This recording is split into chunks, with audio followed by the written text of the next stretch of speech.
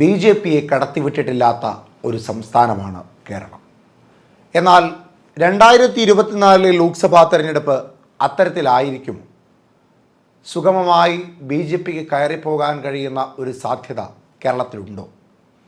LDFും UDFും തീർക്കുന്ന അതിർവരമ്പുകൾ, മതിലുകൾ ഒക്കെ തകർത്ത് BJPക്ക് കേരളത്തിൽ നിന്ന് ലോക്സഭയിലേക്ക് പോകുവാൻ സാധിക്കുമോ? നരേന്ദ്രമോദിയുടെ വരവ് പ്രത്യേകിച്ച് 4 ജില്ലകളിലേക്ക്, ആ 4 ജില്ലകളിലേക്ക് വളരെ ശ്രദ്ധാപൂർവമുള്ള അദ്ദേഹത്തിൻ്റെ വരവിൻ്റെ പിന്നിൽ മൃഗീയ ഭൂരിപക്ഷത്തിൽ അതത് ജില്ലകളിലെ ലോക്സഭാ തെരഞ്ഞെടുപ്പിൽ BJPക്ക് വിജയിക്കുവാൻ സാധിക്കുമോ? പല മാധ്യമ സ്ഥാപനങ്ങളും നടത്തിയതുപോലെ കുറഞ്ഞത് 2 സീറ്റിലെങ്കിലും കേരളത്തിൽ BJP വിജയിക്കുമോ? ഇവിടെ 4 ജില്ലകളിലാണ് BJPയുടെ മുഖമായ ഇന്ത്യയുടെ പ്രധാനമന്ത്രി നരേന്ദ്രമോദി എത്തിയിട്ടുള്ളത്. 2024 തെരഞ്ഞെടുപ്പുമായി ബന്ധപ്പെട്ട് അദ്ദേഹം എത്തിയിട്ടുള്ള ജില്ലകൾ പത്തനംതിട്ട, പാലക്കാട്, തൃശ്ശൂർ, തിരുവനന്തപുരം. ഈ 4 ജില്ലകളിലായാണ് പ്രധാനമായും നരേന്ദ്രമോദി എത്തിയിട്ടുള്ളത്. അവിടെ സംസാരിച്ച വിഷയങ്ങളും 2024 ലോക്സഭാ തെരഞ്ഞെടുപ്പിൽ വലിയ ചർച്ചാ വിഷയമാകുന്ന കാര്യങ്ങൾ തന്നെയാണ്. ആദ്യം എത്തിയത് തൃശ്ശൂരാണ്. തൃശ്ശൂരിൽ BJPയുടെ സ്ഥാനാർത്ഥിയെ ആ സമയം തീരുമാനിച്ചിട്ടില്ല. പക്ഷേ സുരേഷ് ഗോപിക്ക് വേണ്ടിയുള്ള ചുമരെഴുത്തുകളും പോസ്റ്ററുകളുമൊക്കെ തൃശ്ശൂരിൻ്റെ പല ഭാഗങ്ങളിലായി ഉയർന്നു കഴിഞ്ഞു. എങ്കിലും സംഘടനാപരമായി സുരേഷ് ഗോപിയെ തീരുമാനിക്കാത്ത പക്ഷം സുരേഷ് ഗോപിയാണ് എന്ന് തീർത്ത് പറയാനും സാധിക്കില്ല. 2019 ലോക്സഭാ തെരഞ്ഞെടുപ്പിൽ മത്സരിച്ചു തോറ്റുപോയ BJP സ്ഥാനാർത്ഥിയാണ് സുരേഷ് ഗോപി.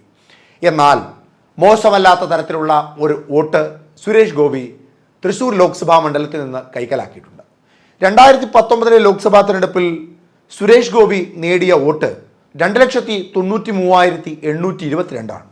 28.19% വോട്ടുകൾ നേടി. 17.04% വോട്ടിൻ്റെ വർധനമുണ്ടായി. അതായത് BJP 2019 തൃശ്ശൂരിൽ സുരേഷ് ഗോപിയെ സ്ഥാനാർത്ഥിയാക്കുമ്പോൾ അന്ന് 2 ലക്ഷത്തിൽ പരം വോട്ടുകളാണ് സുരേഷ് ഗോപിക്കുള്ളത്. തൃശ്ശൂരിൽ 2024 ലോക്സഭാ തെരഞ്ഞെടുപ്പിന് മുന്നോടിയായി നരേന്ദ്രമോദി എത്തുമ്പോൾ അവിടെ ഉയർത്തിയ 2 പ്രധാനപ്പെട്ട കാര്യങ്ങൾ. ഒന്ന്, സ്ത്രീ ശക്തി എന്ന മുദ്രാവാക്യം. അതായത് വനിതാ സംഗമം വിളിച്ചുകൊണ്ടാണ് തൃശ്ശൂരിലേക്ക് 2024 തെരഞ്ഞെടുപ്പുമായി ബന്ധപ്പെട്ട് അദ്ദേഹം എത്തിയത്. വിവിധ വികസന പദ്ധതികൾ, അത് സ്ത്രീകൾക്ക് അനുകൂലമായ പദ്ധതികളാണെന്ന് അദ്ദേഹം അവിടെ തുറന്നു പറഞ്ഞു. കായിക മേഖലയിലും സാംസ്കാരിക ചലച്ചിത്ര മേഖലയിലുമൊക്കെയുള്ള പ്രഗത്ഭരായ സ്ത്രീജനങ്ങളെ അവിടെ കൊണ്ടുവന്ന് അവതരിപ്പിക്കുകയും ചെയ്തു.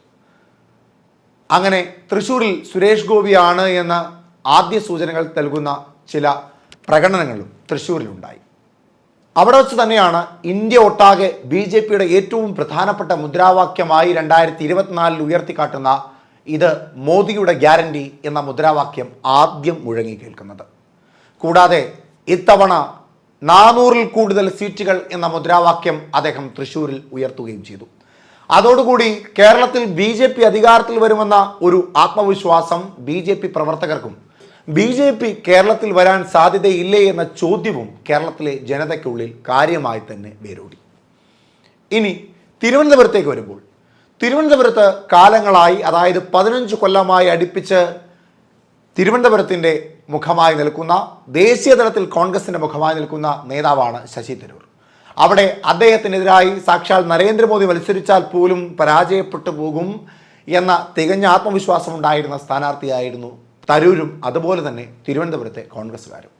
ആ സാഹചര്യത്തിലാണ് ആരായിരിക്കും തിരുവനന്തപുരത്തെ BJPയുടെ സ്ഥാനാർത്ഥി എന്ന വലിയൊരു സസ്പെൻസ് BJP കൊണ്ടുവന്നത്.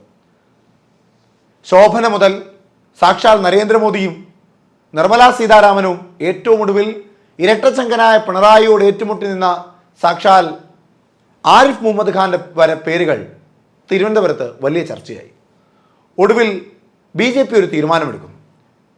ശശി തരൂരിനോളം പ്രഭയുള്ള, ശശി തരൂരിനോളം എലൈറ്റ് ക്ലാസ്സായ, ശശി തരൂരിനോളം ഒരു ദേശീയതല ശ്രദ്ധ പിടിച്ചു പറ്റിയിട്ടുള്ള നേതാവായിരിക്കണം BJPയുടേത്. അങ്ങനെ ഒരുപാട് ചർച്ചകൾക്ക് ശേഷം അവർ ഒരു പേരിൽ വന്നു നിൽക്കുന്നു. സാക്ഷാൽ രാജീവ് ചന്ദ്രശേഖരൻ. ആദ്യഘട്ടത്തിൽ കോൺഗ്രസ്സുകാർക്ക് വലിയ ആത്മവിശ്വാസം തന്നെയായിരുന്നു. കാരണം രാജീവ് ചന്ദ്രശേഖരനെ ആർക്കും അങ്ങനെ അറിയില്ല. അദ്ദേഹം കേന്ദ്രമന്ത്രിയാണ്, IT മന്ത്രിയാണെന്നുള്ളത് ഒഴികെ അദ്ദേഹത്തെ പറ്റി കാര്യമായ ചർച്ചകളൊന്നും കേരളത്തിൽ നടന്നിട്ടില്ല. തിരുവനന്തപുരത്തേക്ക് നരേന്ദ്രമോദി എത്തുന്നു. അതോടുകൂടി തിരുവനന്തപുരത്തിന്റെ കളർ ആകെ മാറുന്നു. കോൺഗ്രസിനെയും ഇടതുപക്ഷത്തിനെയും കാര്യമായ രീതിയിൽ തന്നെ തിരുവനന്തപുരത്ത് അദ്ദേഹം എതിർക്കുന്നു. പ്രസംഗങ്ങൾ വലിയ രീതിയിൽ ചർച്ചയാകുന്നു. ഒടുവിൽ രാജീവ് ചന്ദ്രശേഖരൻ എന്ന BJPയുടെ സ്ഥാനാർത്ഥിയെ ജനങ്ങൾക്കിടയിൽ സ്വീകാര്യനാക്കി മാറ്റുന്നു. പേരെടുത്ത് വിളിക്കാൻ കഴിയുന്ന തരത്തിലേക്ക് അദ്ദേഹത്തെ എല്ലാവരുടെയും ഹൃദയത്തിലേക്ക് ഉറപ്പിച്ചു വെക്കുന്നു. രാജീവ് ചന്ദ്രശേഖരൻ എല്ലാ കാലത്തും BJPക്ക് വോട്ടുകൾ കുറയുവാൻ സാധ്യതയേറെയുള്ള തീരദേശ മേഖലയിലെ ഏറ്റവും പ്രധാനപ്പെട്ട വിഷയത്തിൽ ഇടപെടുന്നു. അതിന് 6 ദിവസങ്ങൾ കൊണ്ട് മറുപടി നൽകുന്നു. ആ പ്രശ്നം പരിഹരിക്കുമെന്ന് ഉറപ്പ് നൽകുന്നു. മാപ്പ് വരെ എടുത്തു വെച്ചുകൊണ്ട് പ്രശ്നങ്ങൾ തീരദേശ മേഖലയിലെ ജനങ്ങളെ പറഞ്ഞ് ബോധ്യപ്പെടുത്തി അതിന് തക്കതായ പരിഹാരം കണ്ടെത്തി കൊടുക്കുമെന്നും പറയുന്നു.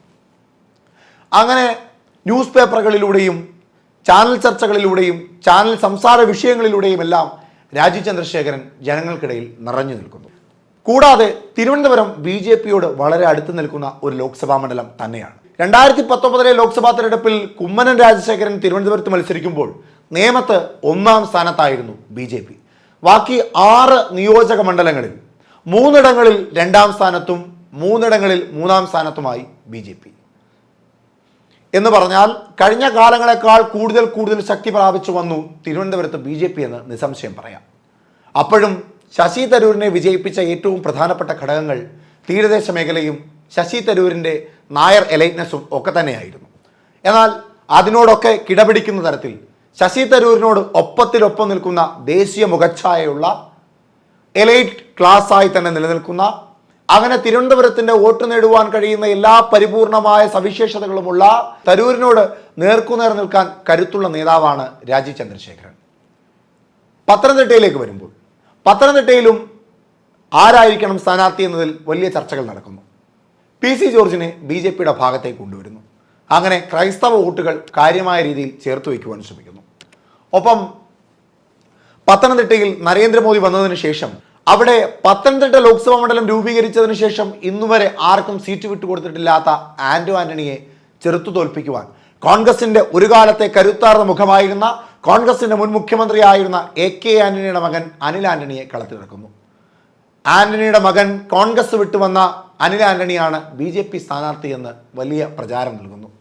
അതോടുകൂടി പല സർവേകളിലും ഇപ്പോൾ പത്തനംതിട്ടയിൽ വിജയസാധ്യത ഏറെയുള്ളത് അനിൽ ആന്റണിക്കാണ്. തോമസ് ഐസക് പോലും നിഷ്പ്രമമാണ് എന്നാണ് പല സർവേകളും പറയുന്നത്. അതോടെ പത്തനംതിട്ടയും ഉറപ്പിക്കുന്നു BJP. പിന്നീട് പാലക്കാടാണ്. C കൃഷ്ണകുമാർ 2019 മത്സരിച്ച് 2,18,556 വോട്ടുകൾ കരസ്ഥമാക്കിയ പാലക്കാട് ലോക്സഭാ മണ്ഡലം. പാലക്കാട് നഗരസഭ BJPക്ക് സ്വന്തമാണ്. പാലക്കാട് സിറ്റിംഗ് MLA ആയ ഷാഫി പറമ്പിൽ 2021 നടന്ന നിയമസഭാ തെരഞ്ഞെടുപ്പിൽ E ശ്രീധരനോട് കാര്യമായി വിയർത്ത് തന്നെയാണ് വിജയിച്ചു വന്നത്.